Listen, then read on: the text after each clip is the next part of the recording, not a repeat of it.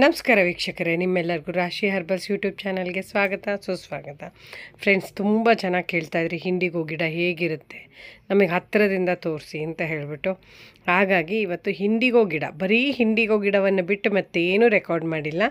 IndiGo ಗಿಡ ಹೇಗಿರುತ್ತೆ ಮತ್ತು ಅದ್ರ ಬೀಜ ಹೇಗಿರುತ್ತೆ, ಅದು ಎಷ್ಟು ಎತ್ತರ ಆದಮೇಲೆ ಉಪಯೋಗಿಸ್ಬೋದು ನೀವು ಅಂತ ಹೇಳಿಬಿಟ್ಟು ನಾನು ಈ ವಿಡಿಯೋನ ಮಾಡಿದ್ದೀನಿ.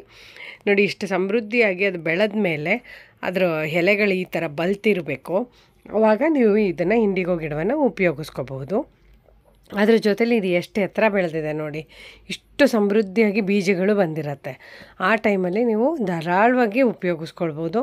ಈ ಥರ ಗ್ರೀನ್ ಹಚ್ಚ ಹಸಿರಾಗಿರುವಂಥದ್ದನ್ನು ಉಪಯೋಗಿಸ್ಕೊಂಡ್ರೆ ನಿಮಗೆ ಡಾರ್ಕ್ ಬ್ಲ್ಯಾಕ್ ಕಲರು ಒಂದು ಚೂರು ಕಡಿಮೆ ಆಗದಲ್ಲೇ ಬರುತ್ತೆ. ಡಾರ್ಕ್ ಬ್ಲ್ಯಾಕ್ ಕಲರೇ ಬರುತ್ತೆ. ಆವಾಗ ನಿಮಗೆ ಇದರಲ್ಲಿ ನಿಮಗೆ ಕಾಣಿಸ್ತಿದೆ ಸ್ವಲ್ಪ ಹಸಿರು, ಸ್ವಲ್ಪ ಡಾರ್ಕ್ ಕಲರು, ತುಂಬ ಗ್ರೀನ್ ಇರೋವಂಥದ್ದು. ಆ ಥರ ಡಾರ್ಕ್ ಗ್ರೀನಾಗಿ ಬಲ್ತಿರುವಂಥ ಎಲೆಗಳನ್ನು ಉಪಯೋಗಿಸಿದಾಗ ಅದು ಫುಲ್ ಕಂಪ್ಲೀಟ್ ಕಪ್ಪಾಗಿ ಟರ್ನ್ ಆಗುತ್ತೆ ನೀವು ರುಬ್ಬಿದ ಮೇಲೆ. ಆಮೇಲೆ ಕೆಲವರು ಕೈಯಲ್ಲಿ ಮಸ್ತ್ಬಿಟ್ಟು ನೋಡಿದೆ ಅಂತೆಲ್ಲ ಹೇಳ್ತಾರೆ. ಇಲ್ಲ, ಅದನ್ನು ಅಟ್ಲೀಸ್ಟ್ ರುಬ್ಬಬೇಕು, ಅದ್ರ ರಸ ಹೊರಗೆ ಬರಬೇಕು. ಅಷ್ಟು ಜಜ್ಜಿದಾಗ ಮಾತ್ರ ನಿಮಗೆ ಇಂಡಿಗೋ ಕಲರು ಬ್ಲ್ಯಾಕಾಗಿ ಬರೋಕ್ಕೆ ಸಾಧ್ಯ.